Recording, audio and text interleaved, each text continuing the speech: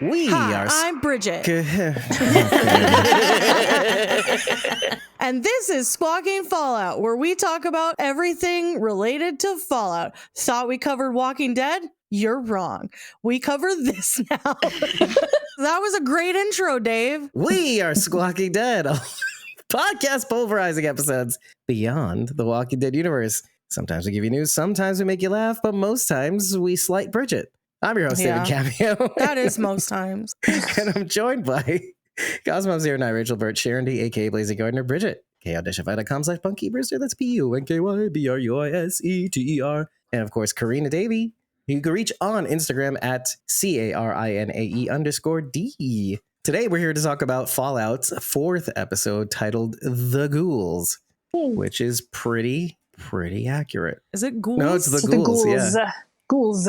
Another one with the wrong titles. Plural. Well, that's dumb. Anyway.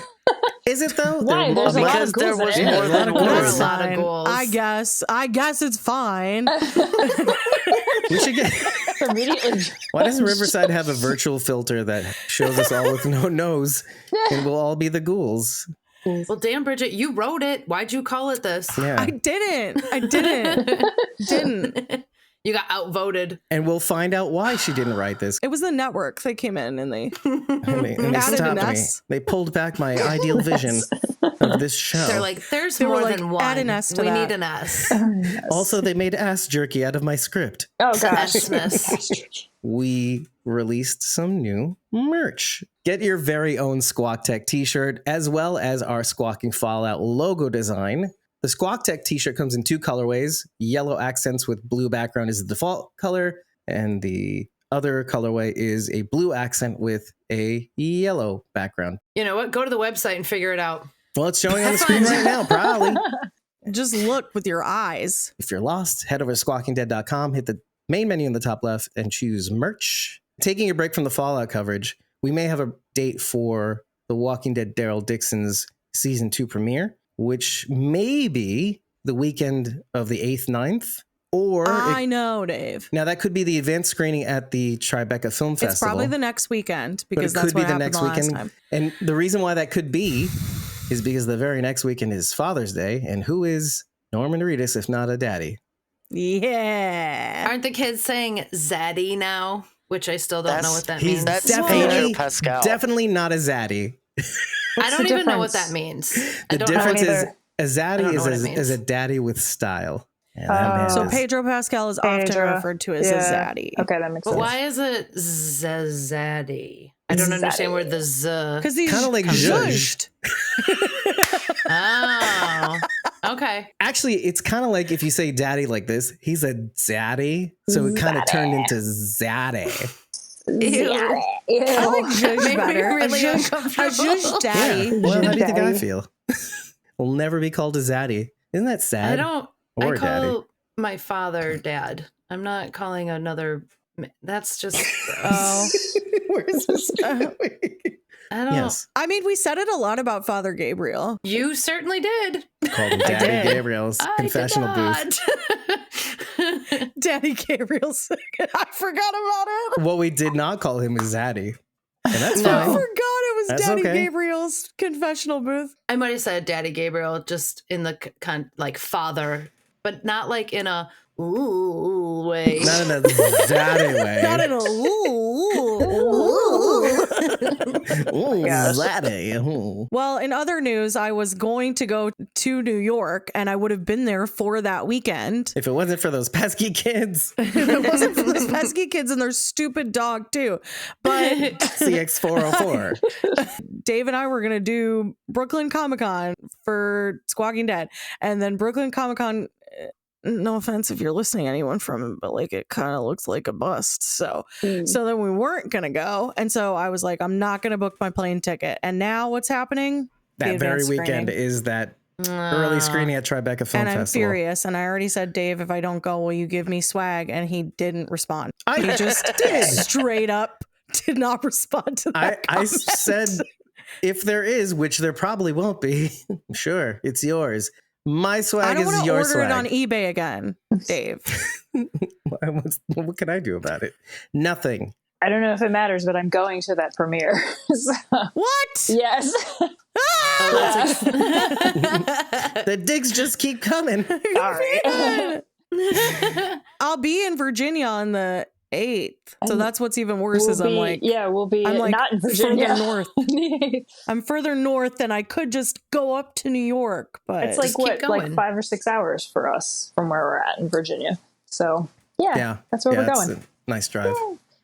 but I don't even know if I could get a ticket to it. We talked about it. But. And I still have to. Well, get also them, the 'cause I problem forgot. is there's no hotels available anywhere because there's a concert happening. I forget who it is. It's like a famous country star. Rascal Flats. I don't know if it's that one, but and so all of the hotels we normally stay at were completely booked, and then we finally I just kept checking over and over again to see if there was a room, and it's like twice as much as it normally is, and I'm like, you guys you're a Super 8 and I'm paying almost $300 for one night at a Super 8. Right in the my middle of God. Times Square. Yeah, That sounds it's horrible. ridiculous. Midtown. It's not even. It's in the Meadowlands, which is in New Jersey. Oh, So I have to wow. ride the bus to get to New York. But yeah, it's the cheapest place I could find. Oh, that hurts my head. I get such bad FOMO over those advanced screenings that I'm like, should I? You should try. I just do should I it. just go? Should Live I your just best go life, up there? Bridget. I mean, we'll be there. Me and David are going. So yeah. Oh, wow. Come on. Karina, I thought you were a good guy. Since when? When did I say that? The evil playthrough. Well, speaking of evil playthroughs, this episode, Entitled The Ghouls. right, the Ghouls. Ghouls Zaddy. The Ghouls Zaddy. You're welcome, America. Oh my gosh. Internet. I really enjoyed this one. A little twinge at the end when he saw himself on the tape. I enjoyed actually that it was mostly Vault and Lucy centered. I like Maximus's storyline, but I prefer this one. They have to be Fear the Walking Dead fans. I'm just going to say it because we had Martha, right? Martha. We had The ghoul, rhubarb pie, Yep. Mm-hmm. and we had finger cutting. Oh yeah. We Oh, retaliatory yeah. Cutting. finger cutting.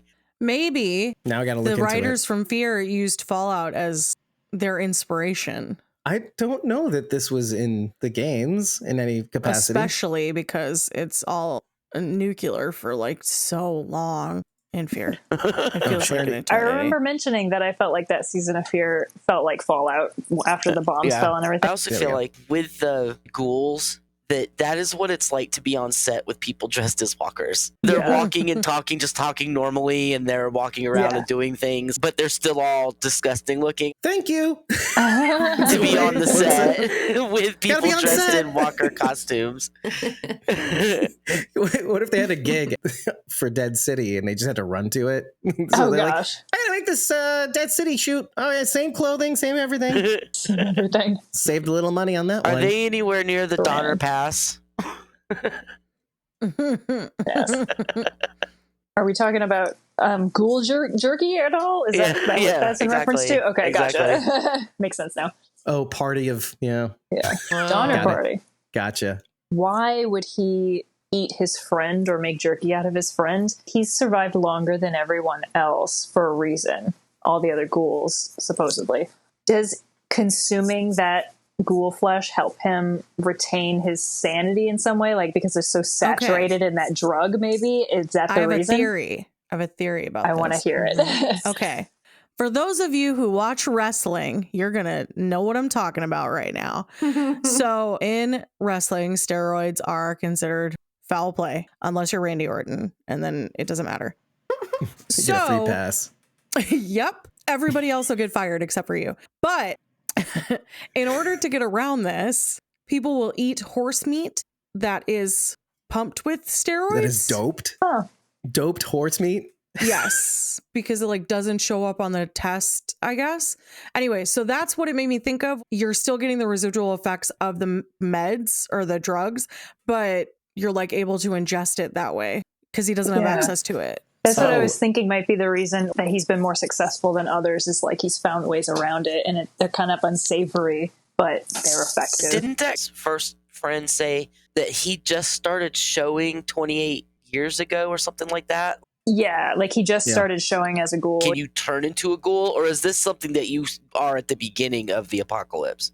I think it's always presented as if the ghouls have been around for that long, but essentially it's from a massive dose of radiation. So assuming there's radiation everywhere and you're getting irradiated all the time, I don't think it's impossible to become a ghoul later on, a vault dweller, for example. Especially if you're in a place where a bomb actually fell, I'm sure is more irradiated than Right. than Yeah. others No, or I whatever, think it's so. totally possible.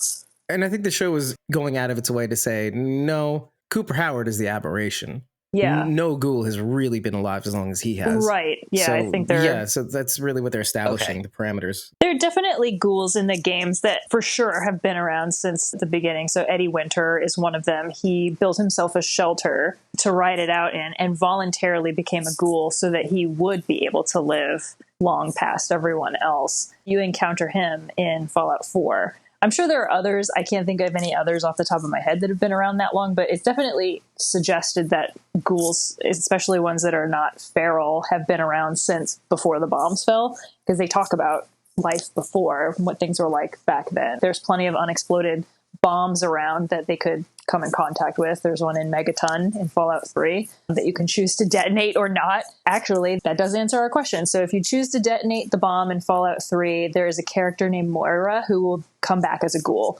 So you mean there's a character before the bomb goes off? She's a normal person. She's normal. Yeah, she's after normal. After the bombs go off, you find her as a ghoul. She's one of the first NPCs that you can interact with in Fallout 3. And actually, this whole episode is very similar to that storyline and that mission that she gives you. She's trying to write the Wasteland Survival Guide, which is skill books that you can find in later games. Basically, just finding out, are supermarkets a good place to go to get resources? Are super duper markets? Super duper mart, yeah.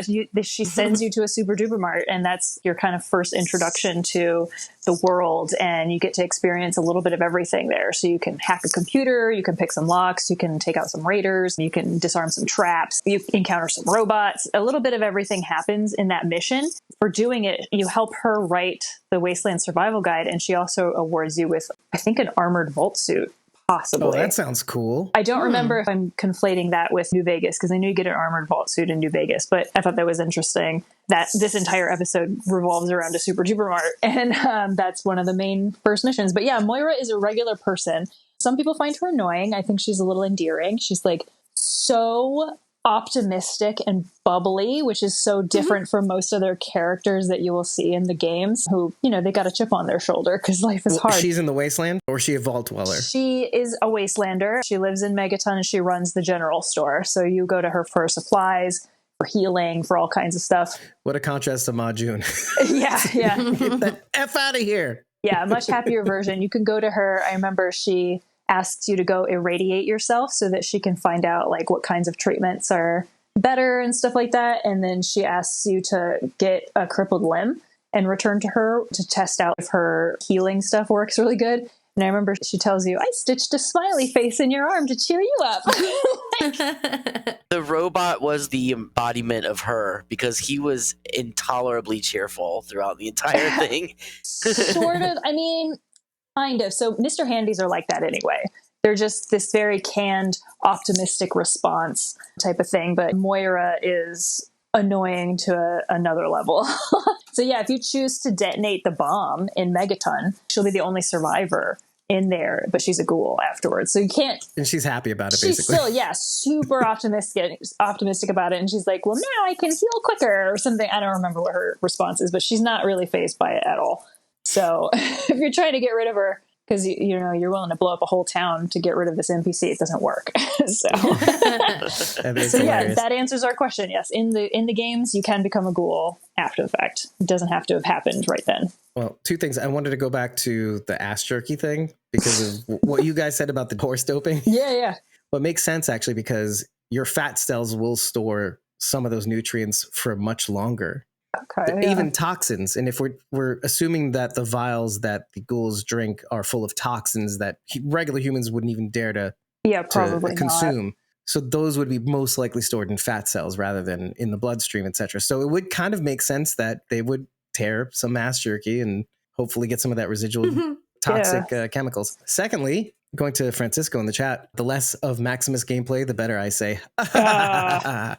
Not a fan of the mid gameplay. Boo. That's okay. The neutral. For the same reasons as Sharon Day, I think it's also good to kind of focus on at least one storyline only to avoid the Game of Thrones effect where you feel like you have to keep several or season 8 of The Walking Dead where you have to keep several plot lines in the air and get to all of them, hopefully, within a single episode. I mean, flipping back and forth between the Vault and Lucy was okay. You got to have a little breakup in between. Maximus just isn't my favorite. I mean, he's all right. It's nothing. It's like I don't like it. It's just I find her story much more interesting. Yeah. Well, and then also it doesn't hurt that by the end there is a sort of thread that connects the two different storylines that will converge at some point, hopefully, maybe. And that's Rose McClane and what Vault 32 had to do to survive, or 31 or 32. There's a lot going on here. Francisco also says in the chat, I think they retconned the way ghouls get affected by radiation. They have to eat their own kind to stay well without turning into feral ghouls. It seems like that measure is not a good fix-all, but it will get you by, maybe. Yeah. The ass jerky. He obviously is in a bad way. And he puts on a tough face in front of Lucy at the time. But then he just starts to fall apart. Yeah, he literally waits for her to get inside and then he just passes out right afterwards, the second she's indoors. It's actually interesting to think about, though. Why? Why does he put on a tough face? Does he not want to give her the satisfaction? So she won't try to He doesn't want her to, like, get away. Yeah. Yeah, because she does. If she thinks he's weak, she'll kick his butt and leave. Yeah, she used the one opportunity we had a coughing fit and she immediately started to run away. So if he shows weakness or that he's distracted by his state, then she's going to get the upper hand on him. Or that does kind of go to what Norm says in the vaults when he's having that conversation with Betty Pearson, who is like sort of this mom overseer from the council. When she's talking to him, they seem to be somewhat simpler, although they take different approaches. I mean, it's why she doesn't go for overseer in a sense, or she's not running for overseer. She, like Norm, knows that true power lies behind the scenes. When you can see things for what they are, more or less, and she sees in him, so you're angry, huh? Essentially. Why are you angry? Oh, because I hid when other people are dying around me, and I'm ashamed. I'm angry at myself. You're acknowledging your weakness, and you feel like you want to do something about that. Like, there's a little parallel there. I did enjoy, like Charity brought up the little twinge at the end with Cooper seeing one of his old films, the one he had been working on. The original Sin of Weakness. You know, that's the one with Do I have to shoot the him? guy. Yeah, it just makes you really feel for him. I'd just spoken to someone last week before we recorded, and he had watched episode 4, and he had said, the one thing I don't understand about that show is how is Cooper not the hero? How is he not your main character? How is he not your main protagonist? Because really, it's meant to be Lucy. But I really enjoyed that thought process because I was like, you do just want to like him. Yeah, okay, Walton Goggins is great, right? And that has a lot to do with it probably, but in the first scene, that's the first thing we see is his past. So they smuggle. You know what? I wished we talked about this in the first episode. They're smuggling in the feelings for him right from the start, so that when you see him be an awful human, well, what was once a human being, not a smoothie, which I love smoothies. Smoothies, smooth skin. That's like walkers and biters and growlers. We've got smoothies and or humans. It just makes me think of people being smooth brains. Like when that's all I think of. That's funny. Yeah. So they smuggle in this premise, and then it's in the back of your brain like a headache that just won't go away, and you can't not see him that way anymore. Every awful thing he does has this tinge of, well, he's gonna be good, right? He's gonna turn it around. Easy. It's hard because you're like, well, that's not like something a good person would do. So. Selling a girl to some drug people doesn't seem like heroic to me. But you still want to like him for whatever reason, which that's the whole point of these kind of stories. The trope would be for him to watch himself on the screen and suddenly remember what a great guy he used to be and turn it. But I can guarantee you that's not what they're going to do. If anything, it's probably going to make him be more of a jerk. He's going to be like, oh man, I can't be that guy anymore. This is like if we saw Negan's backstory first. We always said if we started the show with him, he would be our good guy. We saw, with the exception of the coercing women thing. Right. Well, yeah, there are definitely downfalls. We got to see where Cooper came from, so we have more sympathy for him now. Dave, you were just saying, like, I don't think that's what he's thinking about. I think when you really take a look at Cooper, I think it more has to do with the fact that he's been alive for so long. And yet again, I'm going to bring up this whole vampire trope thing because it's very much playing into the same thing. But these people don't mean as much to him because you have this tiny, insignificant life. I've been here for 200 plus years. Mm-hmm. So, Well, I have jaded. all of these years and all of these people have died in front of me, including Roger, and around me, and so you just don't matter as much anymore. I've seen 200 years of people being the worst people they can be. He came from civilization, and now he's watching civilization, but it's not really civilization. Right. I think it's easy to say like, oh, he's a bad civil. guy, and I'm just going to put him into that bad guy camp. Yeah. But when push comes to shove, who wouldn't be after 200 years alive in that dystopian society? That's the point he tries to make to Lucy too. He's like, I'm you, give it some time. Give it time. Yeah. And then at the end, she decides, I might end up looking like you, but I'm not going to be like you. And proves that by giving him those vials that he needs. He said give it time. He didn't say give it like 3 hours, girl. Yeah. 3 hours. Yeah. Right. She's still very green when it comes to being in the wasteland. This is her first mission right out of the vault. Technically, she's had to go in and take care of herself and get out of that situation on her own without anyone coming to rescue her this time. There's no knight in shining armor to swoop in and protect her from the violence that's happening. She had to figure it out herself, and she had to finally use a lethal weapon for the first time. Obviously, she didn't want to, and she tried not to, but she had to do it, and so she learned. So she thinks she knows who she is, but I think she still has more to learn, for sure. I think the Ghouls just the worst of the good guys. Yeah, there's like a spectrum. There's a range. Yeah. We're the best of the bad guys. Yeah, maybe. No, Maybe that's the case too. Well, he did show compassion when he shot his friend. Like, yes, he ate him, but distracted him first. Right. Yeah, he gave him a good memory. Well, no offense, but what does it matter after you're dead? I know that's a weird thing to say because we don't eat people. Some cultures feel In like the show body should world. be kept intact, so it I could think be disrespectful. Almost all cultures, But I except think for a few. true. I mean, I guess for me personally, I don't care after because I'm no don't longer in my either. body. So whatever happens to it, I don't really care. I'm not. You know, That's that's how in I my feel will, about it. right? You all have to have a piece of me. Oh essentially. gosh. Yeah, it's like the placenta after the baby's been born. Yeah, Oh. you get to pick what Interesting. part. No. I don't I want was that. gonna But, say, Do you remember? This is totally, well, I mean, it's related. It's tangential. Someone was dying. He was like terminally ill. And a guy who wanted to try to eat a person was like, can I eat you? And he's like, yeah, sure, dude. I don't care. And he like signed off on it. And then that guy went to prison. yeah. Wow. I've read about this. The Yeah. court was like, I That's don't care insane. that he Somewhere said it was in okay. England. Right. He like advertised or they hooked up through like a chat service or something. Yes. And Wow. It was in the Europe. guy who said yes, you can eat me had a lifelong fetish fantasizing about being eaten. You're right. Oh, yeah. That's what it was. Yeah. That's what it was. I feel like this is something we would read on my old radio show Wow. back in the mid 2000s. Crazy. We would always read stories like this, real stories that are just bizarre, Just mostly bonkers. Bizarre. from Florida. FYI, Oh. Florida About- man. Explains a about lot. 30% of them, just to be fair, just to be accurate. I'm just saying, I'm not super proud that I come from Florida, but all those stories are very Florida accurate. I do want to say before we move on, I did make a note when he's sitting there, the ghoul, Cooper, he's watching the movie and he says the line, I'm not going to attempt to say it in Spanish, but you're ugly, you're strong, you have dignity. At least I can say 2 of the 3.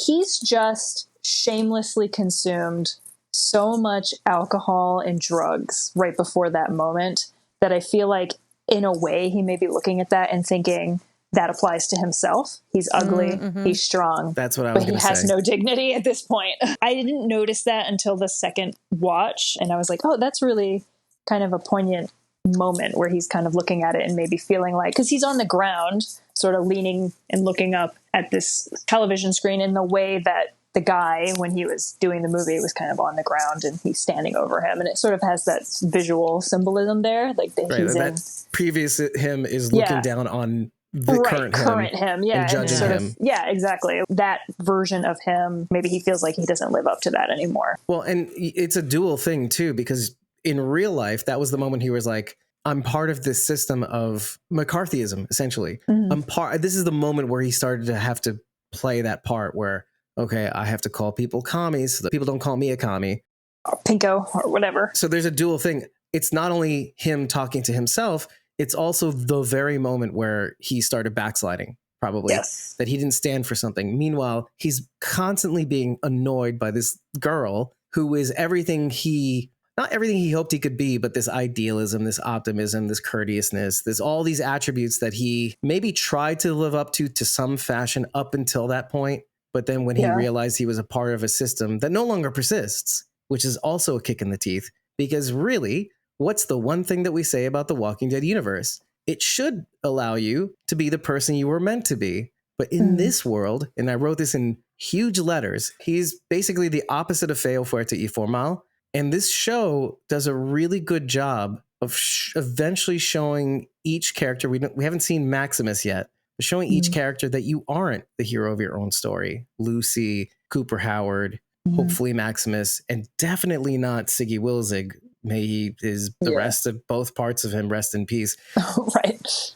Yeah, I think he realizes I'm not the hero of my own story. I had to do horrible things. I had to throw puppies in the incinerator, probably other terrible things that we didn't get to see because the show maybe wants us to see him in a certain way. It's not just that. It's not just us seeing these people as not the hero of their own story. It's these characters seeing themselves, and even Norman, by the way, to a certain extent. Chet also, when he is trying to sympathize with Stephanie. He goes, that whole scene is so cringy. I'm no longer gatekeeper. Well, things are.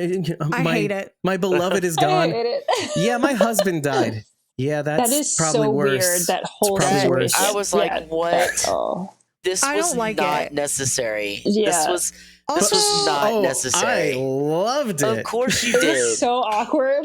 Yeah. It was cringe, awkward, hysterical. Yes. Oh, that's a wet lady or something. Oh, gosh. Oh, God. There she blows. It gives me the ick, dude. And it was so bad. Comical. It's like somebody had a hose down her back just as an actor and just release the fire hose and just whoosh. Oh my comically. It was just so comical. But all of this to say that each of these characters is seeing themselves and realizing I am not the hero of my own story. And I think that's fascinating because when you see the truth about yourself, things can actually happen. Because what is the 50s? What is the sheen of the 50s? What has that always been about? What the future could be, the retrofuturistic 50s, what the future is. This is what we are. This is what we see ourselves as, is grabbing the future. But in reality, what are we doing to our neighbors? We're calling them pinko under our breath. We're trying to outdo each other behind the scenes. What are we? Isn't jealousy one of those 10 commandments that thou shalt not covet thy neighbor? It's a commentary. It's what led to maybe the fallout, essentially, is smuggling in the idea of, well, why look at ourselves when we can put that on some country far away? Why look at our problems? There's monopolies everywhere. And then you realize, and Cooper Howard probably realized it too at the time, you can't beat the system.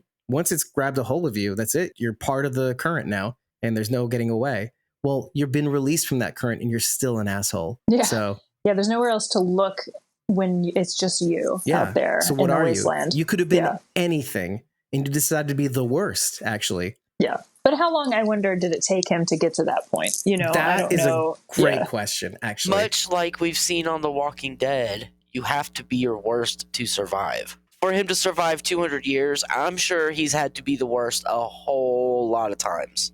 Well, like I said, with the whole butt jerky thing, that's very unsavory. That's something that you wouldn't do to a friend unless your survival depended on it. And he's now, by this point, so ingrained in surviving that he doesn't even think twice about it. Yep, let's make some jerky because I could use that to survive because I'm in a bad way right now. I don't have any drugs, whatever it is. Well, now that we're here, by the way, Francisco said people theorize it's horse morphine, what's in the vials. The horse meat take isn't so far-fetched, Bridget. Basically, I think it's very accurate, So Roger does say, how long have you been wastelanding? And I don't know if that is a reference to the name of the drug because it does sound like it's not an actual drug, or a chem, I should say. Wastelander is not a chem that you can take in the game, but is it one that they created? Or does it mean like any of those chems can help stave off that feral ghoul state? Because he seems to be pretty adamant about getting as many of them in him as possible when he gets to Super Duper Mart. So I don't know if it's just drugs. that one. Yeah. That's his favorite one. It's Ghoul-Aid. Ghoul-aid. Well, so I what does like Kim that. stand for about, or how do you spell it, and what does it stand for? Does it stand for anything? Chem as in chemical. Chemical. Oh, chem, CHEM. chem. Gotcha. Yeah, chems. My New York ears didn't interpret Look, that she's properly. from Florida, and it sounded Gotcha. fine, Yeah. Dave. Thank you. Well, I just want to understand on a global scale. Yeah. It's for the No. audience. USA, USA. Not my USA. Where's my tie? When the ghoul and Lucy were walking through the desert at the very beginning, they're walking down a star-spangled path. Yeah, I did see notice that. I don't know what that was from, but I just thought it was an interesting Yeah. detail. If you were in a hyper nationalistic Yeah. society where you don't want to be accused of, I won't say the examples, but we do that today when we feel like we want to politically stand with the thing of the day of the era. You making fun of me Yeah. because I just did the USA chant, Dave? Let's just go with yes, and we'll leave it at that. Let me go to Francisco again. He said, I watched an He's anime talking about this. anime. So what? Anime is great. I've watched an anime about dystopia for millions of years, and a lot of the characters have went through those years. Coop must have been through a lot before he met Lucy. It's just, What anime, Yeah. Francisco? How dare you? you should tell me about the How dare anime. you? And all I know, Tell me I which wouldn't want one. to play this story as Hank, essentially. Oh, Hank McClane. Dr. Stone. Dr. Stone. I've been meaning to watch that, actually. Yeah. I've never Okay. even heard of it. You're giving me a nod in that direction, so cool. Then again, he watches JoJo's Big Adventure, which I watched all of. Thank you. I did Francisco, start just it, for and you. I started it, and it was wild, and I was like, It's rough. "What is this?" It's rough. It's weird. And I It's was like, rough. "No, thanks." And Yeah. no, that's now I don't know we're why I watched watching- all of it. No Now offense. we're- I just now we're watching the Just one I couldn't told stop. you about the other night, but I can't remember the name of it. Rising of the Shield Hero, yeah, which Mm-hmm. is a weird way of saying it, but yeah, It's great. it is great actually. It feels like every episode is getting progressively better and better and better. Not to say that the first few episodes were not good. I'm more blown away than the last one. They're so good at being hilarious, but also really getting me in the feels. And I'm like, ugh, I am all over the place. I felt something for Roger. Oh, I okay. know. No. I felt so bad. And We I'm knew him like, for like 30 watch- seconds. I know. And I'm watching this and I'm like, this poor guy is going through this. And then I thought, oh my gosh, what if the walkers on The Walking Dead knew they were changing? And like I Yeah. went through this whole thought process and like it really got to me. And I'm like, Yeah. these poor What if these they poor did rather than things. What I Yeah. was thinking with Martha was Yeah. this is what it would be like if the walkers still had. didn't have to die to turn into walkers? Yeah, essentially. And you know how they Yeah. hinted that they still had something inside in the last couple seasons. They were like, there's still something Oh inside God! them. Oh God! So fear. that is what it would be like if they still had something inside them and they would be like, I'm Yeah. Martha. My name is Martha. It's that Yeah. last thing that you're The like, last thing that don't won't forget your stop. name. Don't forget Yeah. your Yeah. name, because as soon as you forget your name, you're effectively over. a Yeah. monster. You're Yeah. a ghoul, yeah. And look at the Yeah. contrast between when they go feral and when they don't. See you later. Oh, thanks so much. Yeah, and they're walking, talk. They don't have to be Coop. This is what I'm trying to say, guys.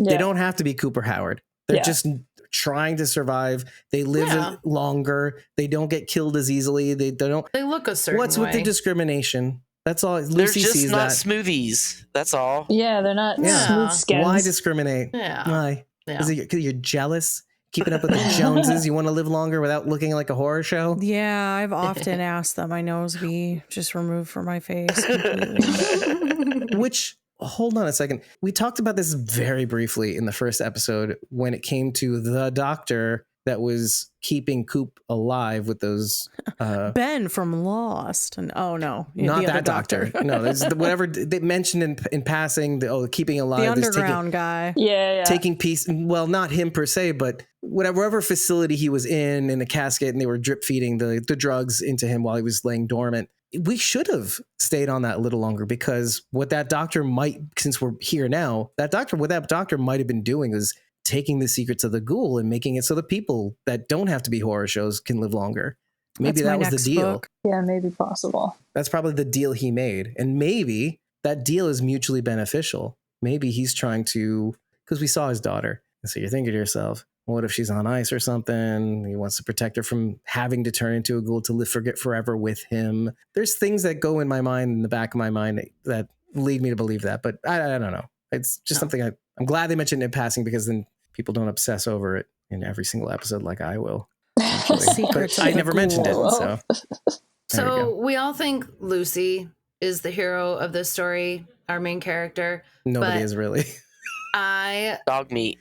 think it's Norm. Zero. Norm for the win. Yeah, but he also still sees himself, sees his failings. He sees the truth. Yeah. He does. Yeah. But doesn't that make him even more of a hero? That's why I said it makes it interesting. Because he doesn't think he's a hero. That's why he's a hero. I think Norm's going to come out in a real big way by the end. I think he's going to be our hero. He's going to shed some light where it needs to be shown. And he's the leader that they need now. Go Norm. Yeah. Well, and that's why they're looking at all the electioneering between the two. Like, oh, nice posters. Yeah, Reg and Nice poster, Woody. yeah, Woody, Reg and Woody for I've been overseer. admiring yours too, Reg. First of all, I Oh think my that is gosh. endearing.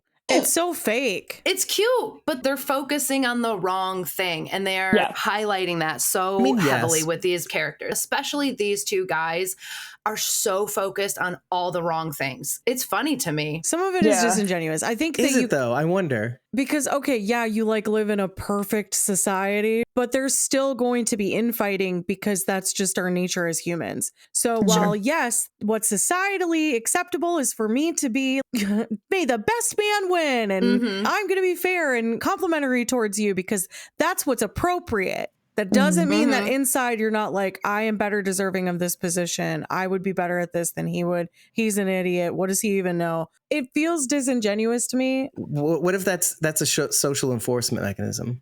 What do you mean? Well, it's a reflexive thing, right? So if you establish a standard in society that, well, the person who's more polite is regarded, and that's the way it should be, right? You should be pretty nice to other people. But then you go to the South and somebody goes, bless their heart. And they give them the side eye, right? Which is like this weird polite way of saying, oh, that person's the R word.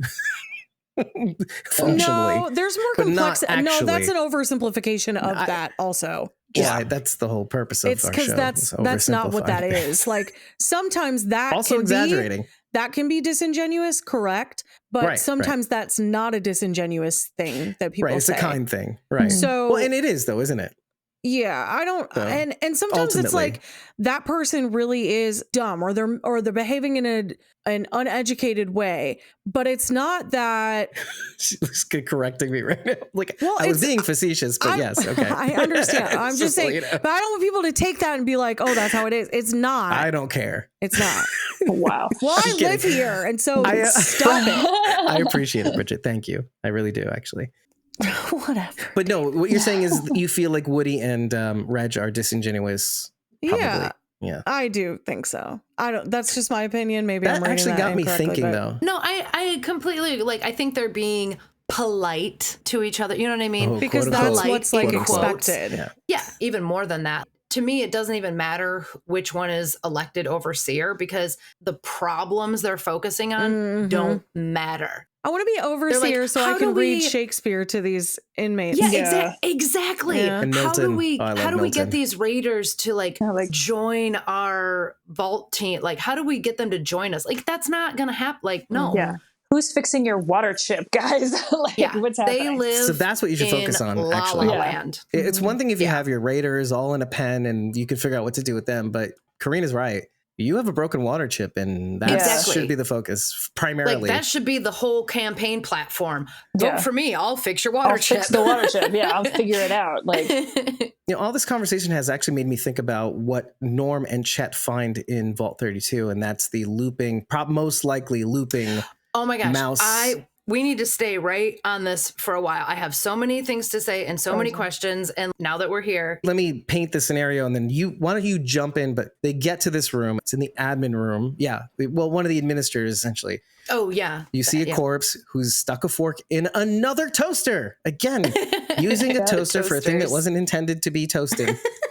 I think that's kind of cool because we keep seeing a toaster in almost every episode, essentially. yeah. And so he or she, we don't know, has obviously killed themselves while continuously watching or putting this video on loop. It is obviously from Vault Tech. They're talking about mice in a control group and Mhm. describing how overpopulation will cause these mice, technically, who start out living in this absolute comfort, a mat to sleep on, all the food they will ever need, all the creature comforts. And then due to overpopulation, they end up eating each other. And of course, there's the obvious thing of, well, that's probably what happened to Vault 32. And this guy is just seeing something that he maybe shouldn't have seen. And I'm thinking to myself, what if, I'm thinking two things. Obviously, this happened to Vault 32 somewhat. We don't know the whole story. This happened 2 years ago, apparently, from the logs. This happened because somebody used Rose McClane's ID or her Pip-Boy to get in from the outside. Okay. I also thought while you guys were talking about people are bred to compete with one another, people are bred to outdo each other, to name call, to not be as nice as they could be, especially when it comes to politics. And they're being disingenuous. I'm not sure that I actually agree with that, but it did get me thinking that what if these people, for the most part, maybe except for the McClanes, because the ghoul says something McClane, and he kind of does the side eye. It's kind of like the effect when we thought of Moldaver. Everybody knows Moldaver. I don't know Moldaver. Apparently, I don't know the McClanes either. He definitely recognized that name. So and before we go into the questions that you have, is it possible that, and I'm stuck on this theory, I can't stop. What if they found something they shouldn't have? What if they found out that they're an experiment from Vault-Tec, nay, the Enclave, let's say, and they found out that Karina's covering her face. Well, just like the writing on the wall. What did the writing on the wall say? We know the truth. We know the truth. Yeah. We know the truth, and death to management. Death to management. Yeah. Right. Exactly. Yeah. And so, yeah, I'm going with this theory, and it's really, I can't stop thinking about it. It's why Wilzig knows what he knows. Okay. So Rachel, just jump on in. Give me that fire. I have so many things to say and so many questions. I'm going to start with the statements first. One, last episode, we were talking about Pip-Boys and how do they charge, and like how do they these people have been dead for 2 years, and all their Pip-Boys are still on and working. Yes. And I'm like, oh my gosh, do they just have like a never-ending battery? Like, obviously it's not running off of like biometrics. These people are dead, but their Pip-Boys are still like, and that's what running. killed them. They're Pip-Boys. Yeah, they're Pip-Boys. But it's a perpetual motion gear inside of the But they've been dead for 2 years. Yeah. They're not moving. Perpetual motion has nothing to do with the movement of the person. It means once something starts moving, it never stops. So if they have like a little gyroscope thingy in their Pip-Boy, it could go forever, even after they died, without having to be powered. Okay. That makes sense. I like Bridget's theory that the Pip-Boys killed them, because when we see no, seriously, when we see those two, the one person, I thought I was joking, but let's go. When we see the person who's like strangling the other person, but they're both dead. So this person died strangling someone else. They died during this interaction. Not possible either. I'm like, huh? Yeah. Unless they already crushed dying. each other's windpipes. Or the one person may have already been injured and then choked the other one to death and then died or something. Right, bled out. That's what Silas said. They choked each other to death. Your son is very sharp. I don't know if that's possible. It's not possible because you would pass out from lack of oxygen. One of them would pass out before the other one, and then Or you were already in the process of dying, and you wanted your last thing that you did was to kill your neighbor. For the very you were already dying, so it just kind of goes to your point about everybody. Note to self: don't move in next to. What if they're nuclear? Everybody's nice to each other to a point, kind of like what you were alluding to, right? Everybody's congenial as long as they're safe, as long as everything's okay. But the second things go south, we were talking about Lord of the Flies earlier. The second things go a little south, people start making up rules, quote unquote, and then the people are like, no, F you and your rules, quote unquote. I'm gonna F. And then someone pushes a rock on someone else. Exactly. from a height. Yeah. Exactly. Oh, I'm traumatized by that scene. It's still in my brain. I know. All these years later. I know. Or Piggy. Yeah, I know. Spoiler alert. Hashtag justice for Piggy. I know. Anyway, years later, the Pip-Boys could be run on nuclear power because this is like the nuclear age. And yeah, everything's nuclear powered in Fallout. To Bridget's idea that they are being killed by the Pip-Boys, it could be because the radiation finally got to them through the Pip-Boys. I'm into it. It's very possible because every single car, if you shoot it up enough in Fallout, will explode in like a little mushroom cloud every single time without fail. Every car. So wait a second. I'm going to say this out loud. It's going to sound ridiculous. What if no nukes actually dropped? What if the moon was wearing pants, Dave? What if they're in the Truman Show? What do you you mean? Well, let's let it hang there. Though. Well, no. What if nukes didn't drop? What if infrastructure just crumbled because we were relying on nuclear power? We cut standards. I'm just spitballing it. It's probably not even an important thought. Watched them drop and Did we? We just saw the explode. explosion. Oh, he's saying that those That's true. were Okay, mini reactor explosions. Right. Okay, Mini possibly. maximal, like power stations, nuclear power stations, nuclear power stations it probably exploded. Yeah. Nuclear cars started I'm gonna exploding. hard pass on that one, but It's just a thought, because if you're going to go that far, because how is Mr. Handy / Snip Snip is what he's called on the show. Snip, snip, yep. How is he powered? Probably nuclear power. Nuclear There's power. you nowhere think to I would be charge. really into this because I'm such a conspiracy theorist, but no. They're just like, can we move on? Like this show does a good job of doing. They move on pretty quickly because We're life not is done hard. talking about Vault 32 yet. No, because we we are have more not. things to add. So in the first episode, we know that Vault 32 sent a message. What did he say exactly? We got your telegram or something about the passing of Overseer, da-da-da. Oh, from the first episode. Gotcha. Yeah. What did he say? What form of communication are they passing? It's probably an email. Yeah, I this would is sort of think. email system. Okay. Yeah. Which is what Okay. we saw for the communication between 31 and 33. Did we get any kind of timeline on that? When did that come through? So we did get some sort of timeline in terms of why he finds out it's 2 years, at least when it comes to this communication. I guess let me read what's on the screen as Norm is actually looking at the email of the intertrade. I tried looking, but I didn't pause or try The very There's so many hard. things that I wish- Because I knew you messaging would. system. Right. I Yeah, knew you Intervault would. So messaging welcome system. to Roboco Industries, trademark, term link, Vault 33 communication log. Okay, so it's Vault 33's communication log. This is when he's in Vault 33 looking up, trying to see internally if I Yes. can see the right. First page is subject is record of intervault trade. The following is a record of the recent intervault trade that took place between Vault 33 and Vault 31, not 32, I noted. The trades included the following items. Vault 33 provided spare parts, generators. Vault 31 provided medicine, which could be a reference to the Great... It's not a reference to the Great Plague, since it was only 2 years ago. Vault 33 provided technical expertise. So it was mostly Vault 33 was helping out 31, it seems like. Okay. Second page is from Martin Johnson. So the same email. It's from Martin Johnson, February 24th, 2095. So this was just a year ago, actually. Because we're in 2096, just to refresh everybody's memory. Vault 33 to Vault 31. As you're aware, our vault has been experiencing some recent difficulties. Despite our best efforts, we have been unable to repair our internal systems and are currently exploring options. Which that should have been in quotes. Is what is exploring options? And if Vault 32 failed systematically 2 years ago, when Norm actually finds out when he reads their communications, finding out what happened to the external vault door, it was let in by Lucy's mother, Rose McLean, from His the mother, outside. too. At least they know how the Raiders may have gotten in. I'm trying to figure out how long the Raiders were in that vault before they came over to 33. Was it a few days? Did they kill them 2 years ago and they've just been hanging out there for 2 years and didn't know how to run the place? I don't think so. Or did they just get there? So that begs the question, do you think the Raiders are in any way clever? No. Well, I So mean, it's a simple Moldaver has some Moldaver is know-how. Everybody knows Moldaver. She's got something upstairs. To some degree, they are because they knew well enough to keep their mouths shut long enough. They can at least follow orders. We know that much. Yeah.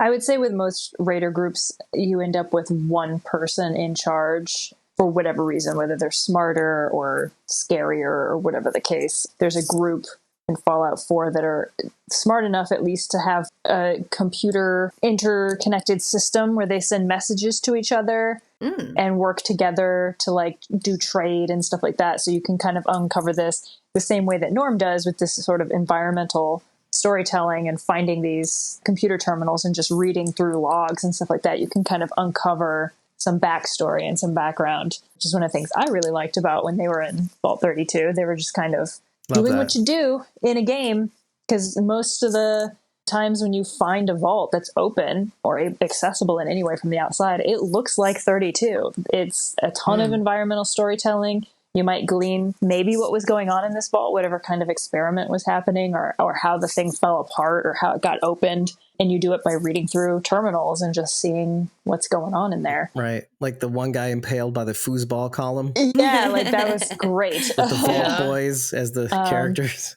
Yeah, so I would say Raiders are capable of organizing clearly Moldaver is the leader of that group and organizing this, whatever the purpose was, to get Lucy's dad out of there for whatever her purposes are.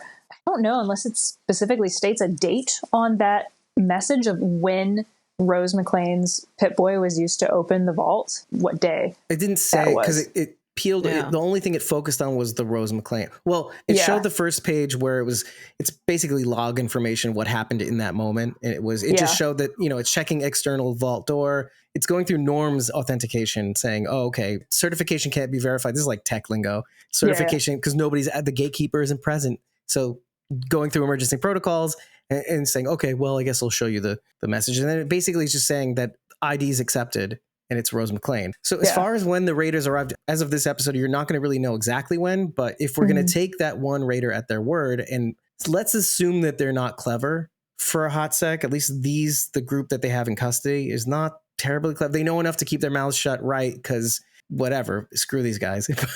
Right. And maybe it's also a cultural talking thing, just as a in interrogation. Yeah, just as a cultural thing too. On the wastelands, like, who's it to you? What is it your business? Screw you. Get me out of here. No. Yeah. But if we're going to take him at his word, he has no reason to lie, really. And why would they leave that environment in such a state that it's really unlivable for just being a human and being around dead things? And why would you leave it like that if you wanted a place to sleep? Because it was clearly full of blood, gore, and viscera.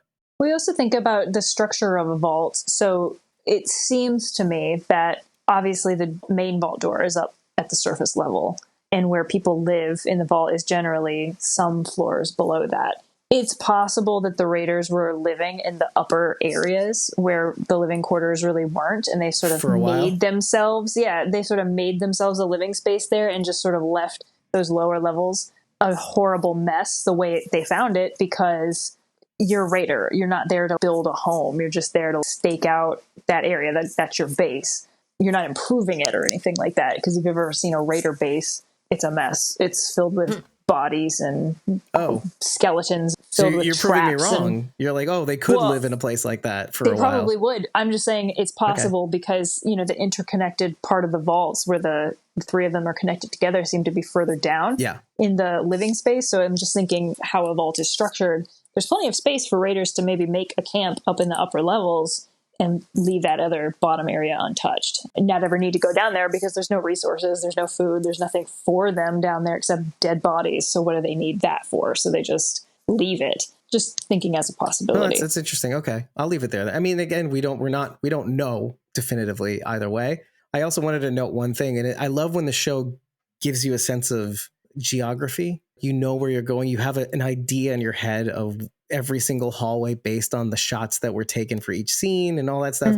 I noted that when they were moving into the intervault door, it was in the farm field. And when they emerged on the other side of the hallway, when they obviously climbed through the rubble, they go through the other door, and that other door leads into their farm. So every intervault door seems to lead into the other's farm first.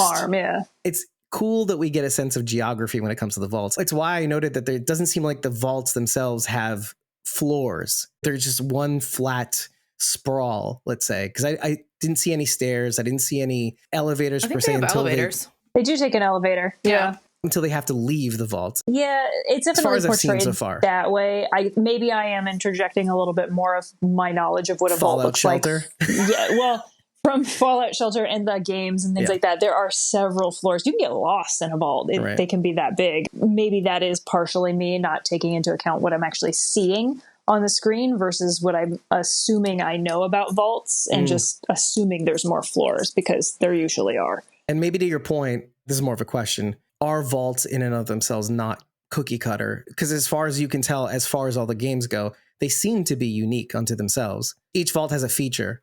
Yeah, they're sort of set up the same way. They'll look the same way because they're obviously all manufactured the same way. But they're not all cookie cutter, because there is at least one vault in Fallout 4 that was made from a decommissioned subway terminal. Waste not, want not. Yeah, that one is very different. And they even talk about how is a vault in a subway terminal going to protect anybody from radiation, because they didn't build the subway to be radiation proof.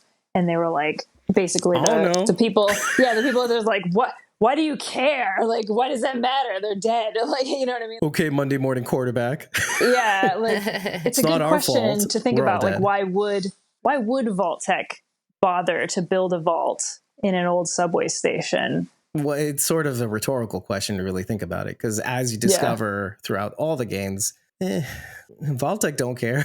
Not really. Yeah, they had all kinds of reasons for figuring out, what if we build a vault in a subway station and tell them they'll be safe from radiation, but joke's on them. Well, and there's also intention versus malpractice, right? It's not always Hanlon's razor. Sometimes it's intentional. Sometimes it's built to fail. And because we want to know what would happen if the radiation would come in or some other thing. It's what I said last week about Vault 12 being an experiment, essentially. Yes. Yeah. And how they've purposely opened the door during the blast to see what would happen to the people. Or left it open slightly just so that it would not fully seal. Yeah. Right. Exactly. Well, this is what led me to the idea. All of this led me to the idea that, what if it wasn't an attack? What if it wasn't the Great War? What if things just went off because of malpractice, or what would happen? Or maybe Vault-Tec itself was like, I get this from the first episode because he got my money, meaning Cooper Howard trying to sell Vault-Tec, essentially, until they booted him off because he was a commie. This is what I'm led to believe, because they replaced him with the Vault Boy. But he got my money, and they weren't making the kind of money that they should have.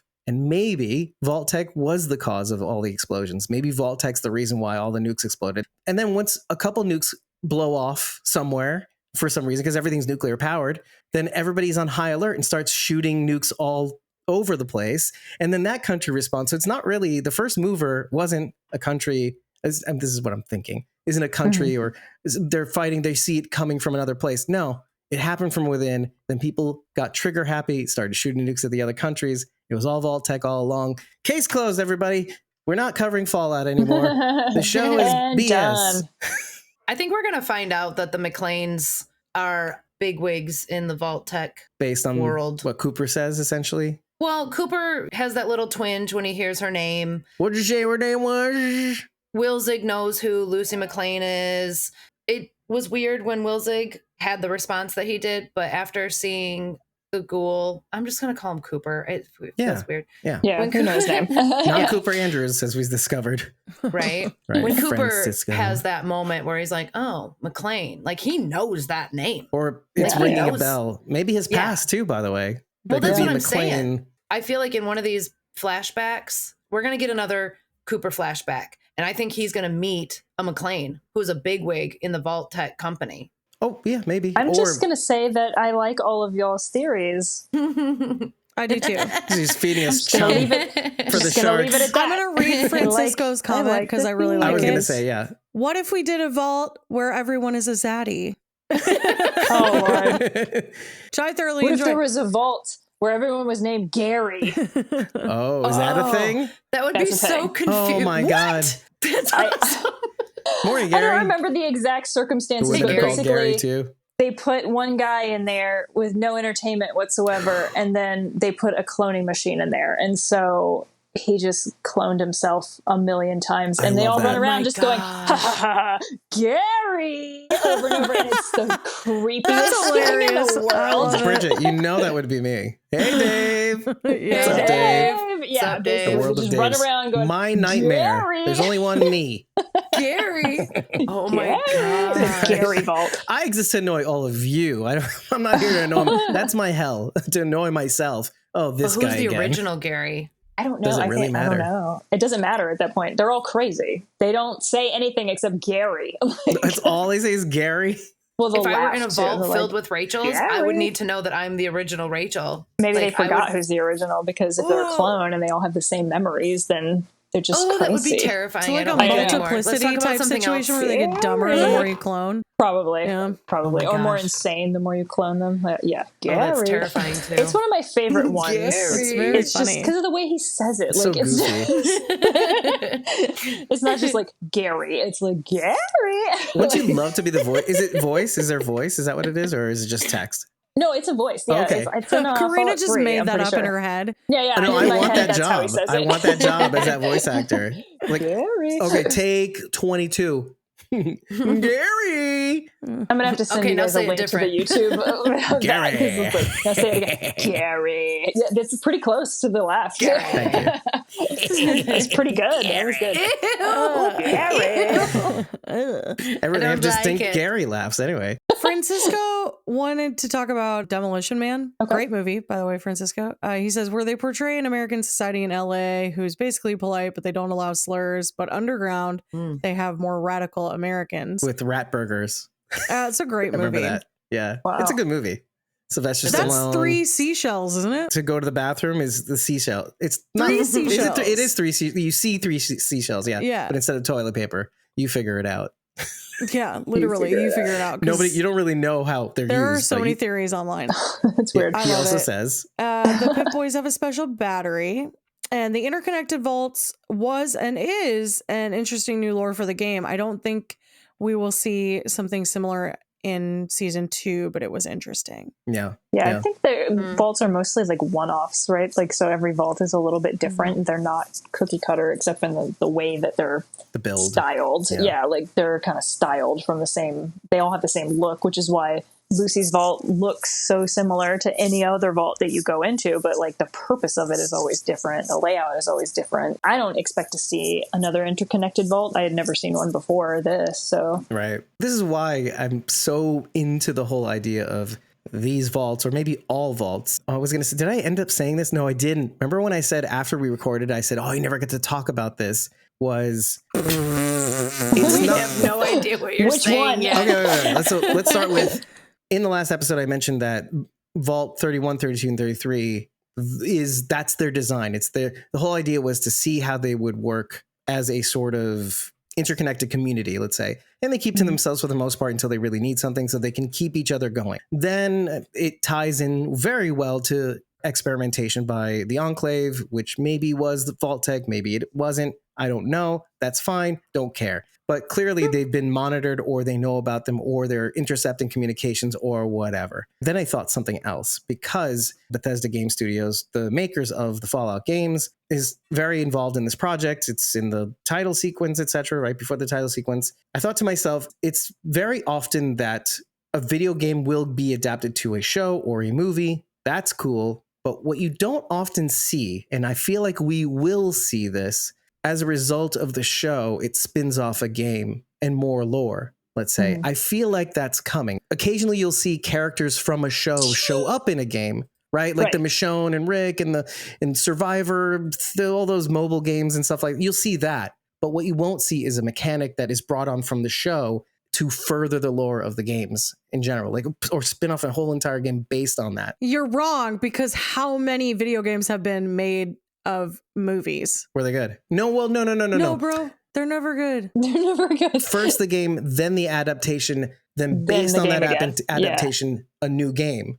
That's what I'm saying. Yeah, movies and TV series. Yeah, that's I that's understand. we know that. Like the Here's Goonies the video thing. game's terrible. I'm kidding. Here, LJN. It is. It's Okay, so bad. here's the thing. So this was attempted. Not exactly as you're saying, but this was attempted once before. And this was like a revolutionary project. And I'm so disappointed coming to fruition. It did not play out the way that it should have, because had it really would have changed the game between how media interacts with each other. There was a show on Sci-Fi Channel. There's your first red flag right there. It was a good show. I will stand by this. I enjoyed the show. I thought it was great. It was called Defiance. Oh, I love that show. Defiance Yeah. is great. Post-apocalyptic, took place in a re-terraformed Earth. St. Louis, Missouri. In if I St. remember Louis, right. Missouri. Because the Arch. Oh, what happened to Charity? Because the And- Arch is a Yes, the feature in Arch the show. was featured in it. The Gateway Arch. There was a video game companion to the television show. It was on Xbox 360, I believe. When Wow, it's pretty things recent. changed in the show, it subsequently affected what happened in the video game. So as Oh, the so it show updates. aired through the season, updates would happen to change things in the video game. That's cool. It was like the coolest idea, and it flopped big time. Seems like it should have been amazing. Should have been Like, amazing. Defiance wasn't well received as a television show. It was It should have canceled been.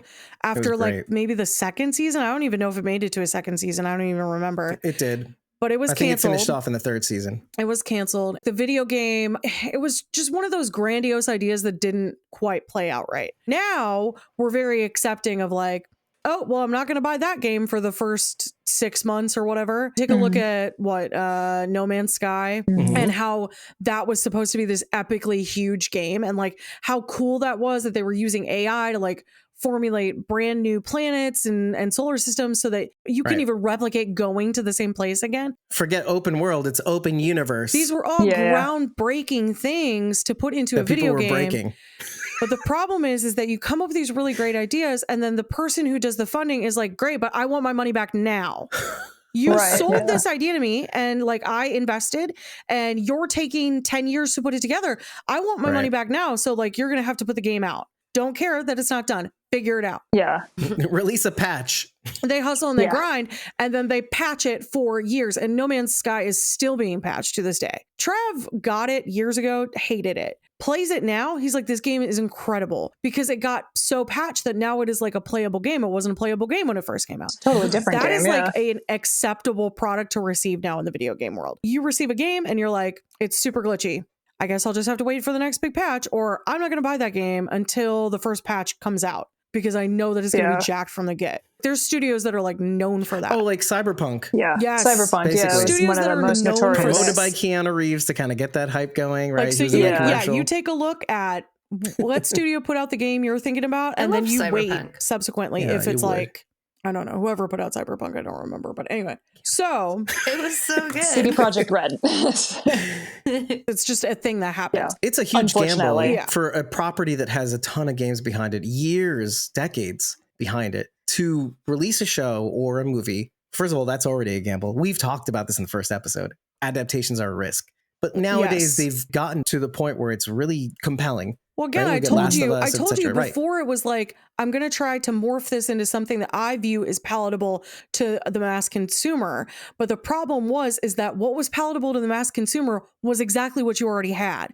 But instead Right. of going full weird, you were like, that's too weird. People aren't going to like that, even though they like superheroes and weird, stupid superhero love that. stories. They love Yeah. that. If you And put it in despite there, they're going to superhero like it. fatigue, too. Right. Yes. To your Yeah. point But from same earlier thing with video episodes. games, right? Like they were trying to Yeah. like make it less weird so it was more consumable, and in that ruined the property. Inevitably right. happen every time. In this case, if I'm right about this, they're taking a double risk, which is, okay, we've not only adapted this to a television show, this lore for decades, 25 years of lore history. Now we're adapting to a show. It goes gangbusters. I don't even know what the view count is on this series now, because we said 66, 65 million viewers Yeah. on Amazon Prime, according to their numbers worldwide. Okay, fine. Now I feel like they're going to go their way of, and why wouldn't they adapt all of that game history, game lore, plus the show, and create something new based off of the mechanics and storytelling on the show to create a whole new game. It could be with these characters, but it doesn't have to be. It No, could it run doesn't have to be. alongside. I think it would be really cool. I'm still heartbroken over Defiance not being what it was supposed to be. But You know that what I wasn't mean? adapted from a video game. No, it wasn't. kind of what I'm but saying. What Okay. I'm saying is, Dave, like, There's a potential. leave that behind. I'm not even talking Right. about that. They're already successful. You don't even need that now. And the show is done really well on its own with people who have never played the video games. They don't even need to coexist in the same universe. They've Right. already done what they needed to, and it can go off from here to do its own Right. thing if they wanted to. But when you think of something that had such huge potential, and this is like just really me geeking out over the idea of this game, honestly, a bigger company like Bethesda, now granted, they put more time into their games, which is why they release them and they have less glitches. Well, Arguable. Less glitches. Less Playable glitches. I'm not talking about online. To Francisco's comment. I'm not either. That Fallout series I'm not doesn't need talking any about- patches. It's glitch free. I mean, No, yeah, it's not. yeah. It's really not. Yep. But if you could take something and spend more time on it and release that and really truly create a connection, I think it could really change the world of gaming. But like no one has been able to do it successfully because like that one time they tried it and it didn't work. And sometimes that's enough to be like, never mind. It always ends up in the hands of his executives, and executives are like, kind of to your points, like, release this game because I put too much money into it or whatever. Well, it was the really limitation banking of on the every show good doing property. well. And like sci-fi was banking on the show doing well. It was a big Right. budget show. You saw it, Dave. You remember the costuming and the set work alone was Yeah. insane. The filming, the set work, the makeup itself was Sorry, I've really, gotten really good. completely off on a tangent. Anyway, But it's okay. just it would be Yeah. cool. It would be cool if they would do something like that. Right. And they have Yeah. the nuts, meaning they have the lore behind it to be able to do that. Not even Is what that. I'm They saying. have the funding. Proof of concept is the right word to use in this scenario. They have the proof of concept to be able to pull it off, especially in light of the show. We're on fire. Let's spend the money to make the money. It's kind of like what Marvel's doing now, Disney. This is the thing. You have to have her already in the barrel. That's what I'm saying. I think they do. I think we'd know. Well, we assumed that the message in the show about calling the number, which we haven't gotten to yet, was about season 2. But I'm honestly thinking my wheels are spinning ever since Karina told us in the first episode that it has something to do with the games and not the show. I would have to disagree only because, and this could be a complete lie, but Todd Howard has come out and said that we should not expect another Fallout game for several years. They're working on Elder Scrolls. My response to that is, and then Madison came back onto the show. Right, well, yes. That's saying she would never come back. It's 100% possible that was a lie, but he has said that we should not expect another Fallout anytime soon. It's such a big investment, and you wouldn't know if it was going to pan out or not. Because what if they released Fallout, the TV show, and it completely flopped, but you had spent 4 years having your studio work on a game that now is essentially useless and worthless to you. Yeah. That's huge money, dude. You can't do it. It's why none of this has worked before. This is your ultimate point, though, right? You It's can't hedge your bets on it. You just can't. Yeah. Fortune and glory, kid. Would be so cool. That's Would all be I gotta so say. cool. But yeah, I would say, okay, so I just want to mention that it seems impossible that they could put together a game like Fallout in such a short amount of time, because production cycle is usually something like 4 years or longer for a game that big. However, arguably the most popular and most successful Fallout game ever was New Vegas, and there was a 1-year production cycle for that. Yeah, 1 year, which is unheard insane. of. that's Insane. crazy. And the fact that it was the most successful and most popular one, glitchy as it is incredible. And so it's not impossible. I just would be concerned about getting a game that quickly based just off of the show itself. I would hate to see a game come out that is just a cash grab for the popularity of the show. I would rather them put the time. I would rather wait 10 more years for another Fallout, as long as they do it right. I would say, let me just say what Francisca said. Honestly, I think Fallout series is almost like a new game of Fallout because it's a continuation of the series. We have a new game we are watching with new lore while keeping it faithful. That's why I said what I said, is that I would like that, but then I'm sort of saying, what if it's already in the works? And look, if they had a massive enough test audience to say, oh, this is going to go gangbusters, with a diverse enough crowd of people doing double blind sort of, have you ever seen a video game adaptation before? Okay. Have you not? Okay. Have you watched TV before ever? Nope. Hey, this show's pretty good. Have you ever seen a television show? Thank you for not shooting me. Like, you're right. They live out there, you know. What a test group. I would be absolutely thrilled to be wrong about that and get a new Fallout game in 30 weeks now, 31 weeks. I would say even this much. It doesn't even have to be a release, because as we all know, just be an announcement. Yeah, exactly. And then you have to wait 7 6 years or for 7, 8 Tears years. of the Kingdom. Sorry. Waiting Legend a of long Zelda time. all over again. I'm kidding. I'm not complaining. That game is just a masterpiece. But anyway, did you talk to Sharon D? No, nothing. Yeah. She lost power. Oh, Yeah, she predicted it. I'm going to just start off with the Great Plague of 77, and what people say they did and what they did are two different things. Yep. Mm-hmm. Right. So, and this ties in maybe with what happened to Rose, why she quote unquote died. These are things we should talk about. I don't have anything to add, because you can't. but it is, Because nobody else was talking. She had to say something. I had to fill the silence. I was awkward. Yeah. So. We were told that Rose died. I don't remember if we got any more detail about that. Did we? And I'm just not remembering, or We're what getting do some we know details at with this this point? episode. I think that they said that she died in the famine. So we're just supposed to assume that maybe she starved. Yeah, I'm guessing. I don't know. Okay. Well, do we mean the same thing, by the way? Do we mean famine, or is the same thing as plague of 77? Yeah, I think that I was referring to the same thing. Just I making sure. assumed it was a famine. Sometimes you maybe drop I'm nuggets and I'm listening with bated No, breath. no. Wait, there was a famine too?